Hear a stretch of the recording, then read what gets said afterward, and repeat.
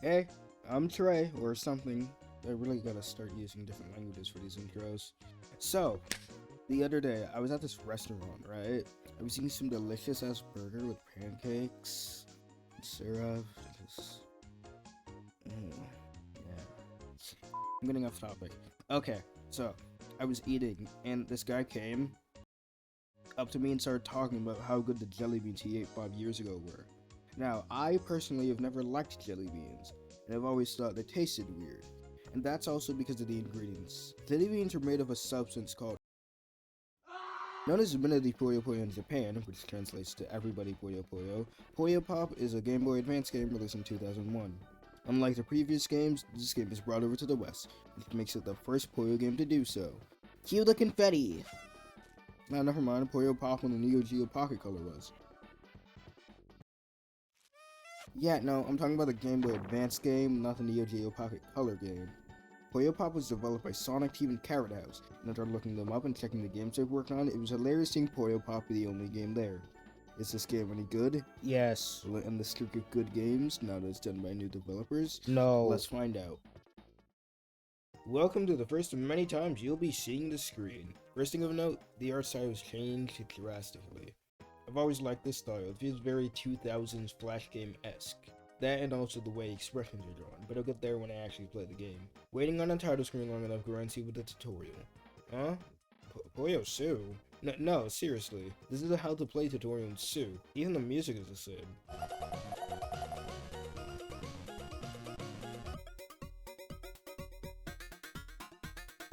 Also, maybe it's just me, but I swear, this tutorial takes longer than corpse decomposition. Yada yada yada tutorial. On the main menu, there's 4 options, not counting the button labeled options. Single Puyo Pop is single player, and all of the others are important. I'm an unimportant. Single Puyo Pop it is. Hajimari Forest is... Ignore Gold Town. Hajimari Forest is the only stage unlocked from the start, so... One aspect of this game I really like is how the cutscenes are done. While the characters still have their usual back and forth dialogue, more important, story relevant, cutscenes are fully drawn. My only gripe with the cutscenes is how slow the text scrolls. It's slower than corpse decomposition. Remember when I said that the art style was very 2000s due to expressions? This cutscene has fooled them. I mean, just look at Aronart and Carved-Uncle. Also, the cutscene music is really good. It's one of the few original songs that isn't from Puyo Sue.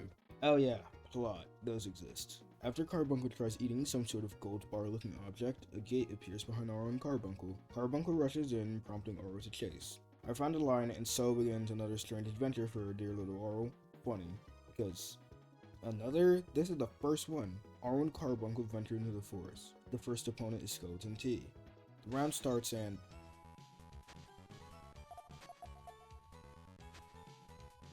This is just Area A from Puyo Sue. I wasn't kidding when I said the cutscene music was one of the few songs not recycled from Sue. Area A definitely isn't my favorite Puyo song. It's always been one of those songs where I just can't listen to the original. The versions in other games like Sun are fine, but it's just this version of Sue's are just... Blah, blah. One thing of note, this game is pretty funny. Most of it stems from the character interactions. That's a lie, all of it stems from the character interactions. I'll get there later though. After defeating Skeleton T with his Incubus. It was one of my favorite cutscenes in the game. Do we voice act this? Nah, fuck it. Hey baby, come here often? Go away. Hey, just want to get to know you. What's your sign, baby? Octagon, as in stop. Aronaja, we love you. I know that the series has always had witty dialogue, so I can't really give props to this game specifically for it, but... Actually, never mind, it's my video, I do what I fucking want. Hey, look over there! Horse!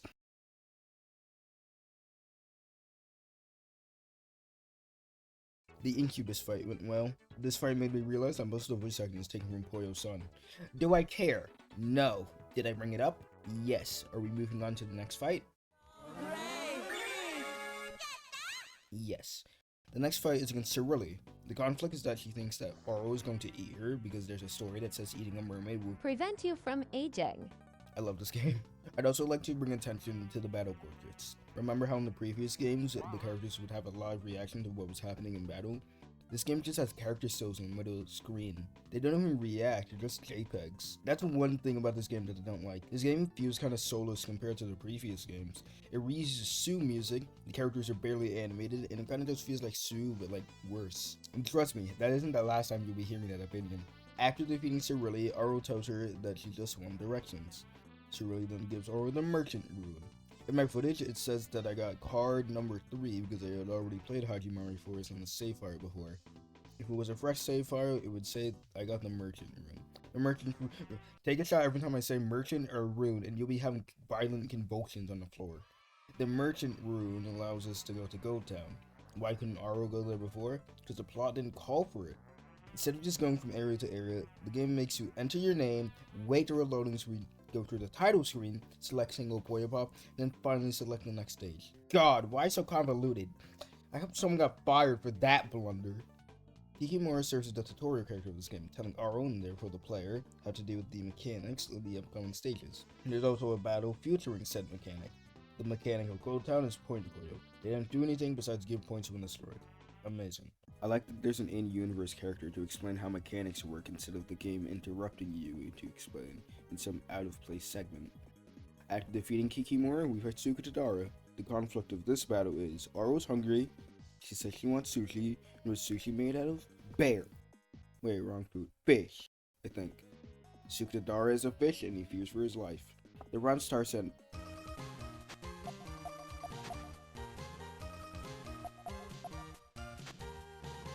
oh, Area B from Puyo Su. Alright, I don't mind, I just wasn't expecting it. Right, well, yeah. The art is good. I'm running out of things to say due to this being Puyo Su 2. Puyo Su 2. It's like a tongue twister. Su 2. Su. Puyo Su 2. Wow, cool. After Suka Tadara is Harpy. The conflict is that Aro doesn't like her singing. The joke is that Harpy's tone deaf and is unaware that her singing's bad. There's even a Compile Club animation about it. The fight went well. After Harpy is Minotaurus.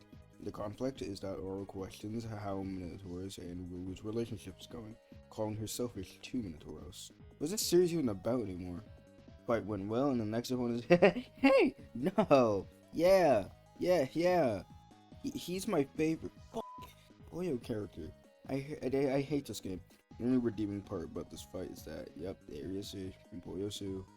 It's my favorite Puyo song, so I enjoyed hearing it in this game. And that marks the end of Gold Town. Welcome to Gachinko Dungeon.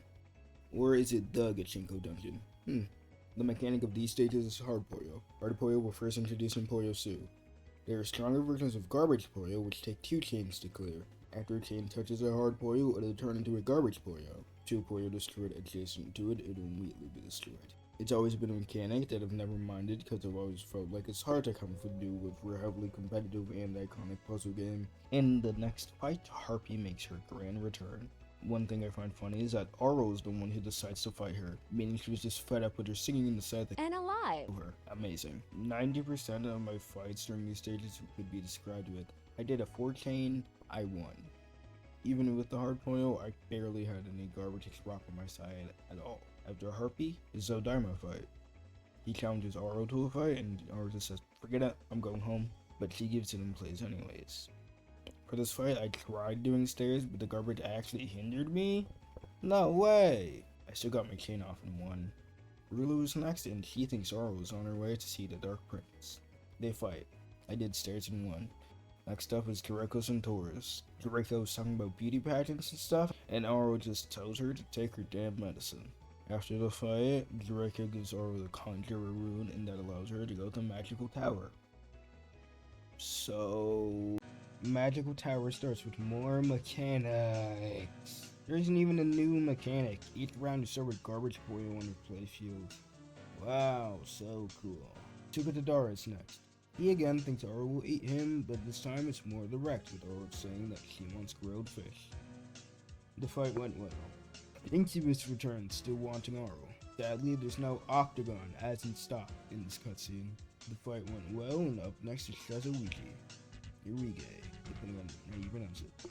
Aro just wants him to shut up. A battle commences. After Shaza, which is next?